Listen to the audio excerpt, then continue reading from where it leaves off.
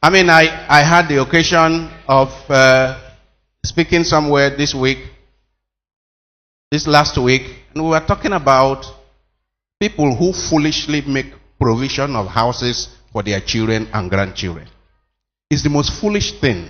Reason: every child comes into this world with its brains, and the Lord has granted every child some ingenuity. When you provide everything your child needs, you know what happened? You stunt the growth of your child. You deny the world that unique gift that the child was to bring to the world. Do you hear me? When you build houses for your child and make provision for a comfortable life for your child, what happens? The gift, the natural talents and gift the child comes into the world with, they remain dormant. It's a serious issue, because those who have accomplished the most in this world at any time during any generation are not people whose parents provided properties for. I hope you know.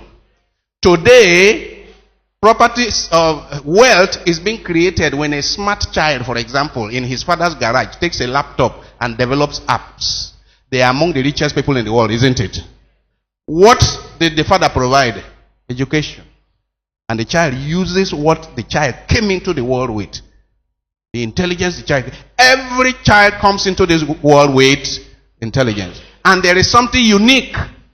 There is something unique about every child. There is no other human being like George Ehusani. That's the way God creates us. There is no other human being like, you can try to be like me, but not exactly. Notice, there are gifts that I have that no other human being has. And there are gifts that each one of you came into the world with that I can't have. It was not planted in my head. So if my parents spoil me by providing everything for me, you know what it does? It not only denies me the opportunity of exploring and developing my talents. You know what it does? It denies the world the opportunity of getting what was supposed to come through each child. And that's why the wise people of the world, they never make such provisions for their children. They train their children and then allow their children to blossom in the world. And so I call it the most foolish thing that our people are doing. And those who are doing it, they are people who came out of poverty.